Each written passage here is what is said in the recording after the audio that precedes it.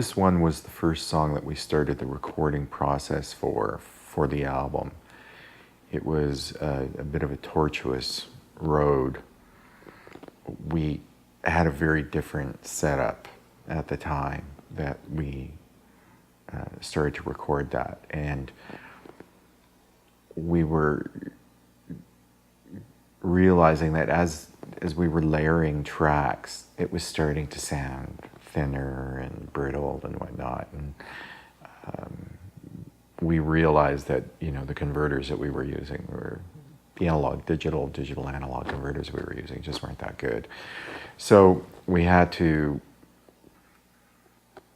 you know, change up the studio, and that took several weeks to research, you know, what product equipment that we need, you know, what was the equipment that we needed to do this right, and get it all installed and learn how to use it and whatnot.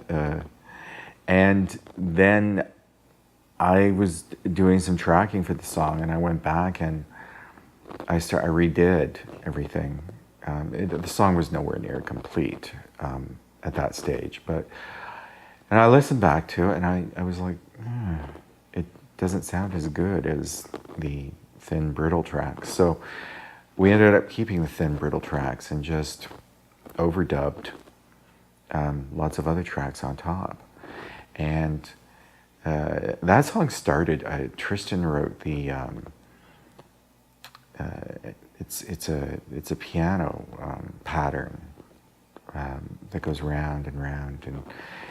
And he wrote it one night, and he stayed up until like 4 or 5 o'clock in the morning.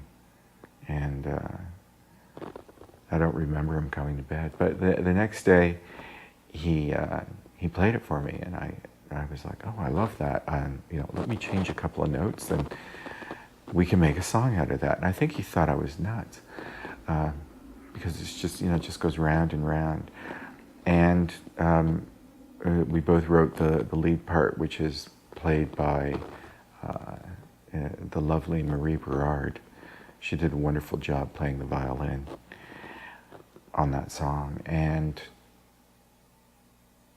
it was again, it was a hard song to do, because it's like trance music, but it's not quite in that genre. And it was actually, it was kind of easy to mix. That was the surprising thing. It's one of those pieces where I was like, oh, this is going to be a nightmare to mix, but it was pretty much done in one day, which is quick for us. But before we got to the mixing stage, I remember hearing it when we were, you know, working on the arrangement and whatnot. And Tristan was at work, and I had programmed the drums, and I think I spent 2 days programming the drums on that one. And I sat back and listened to it, and actually I stood up and I stood at the back of the room,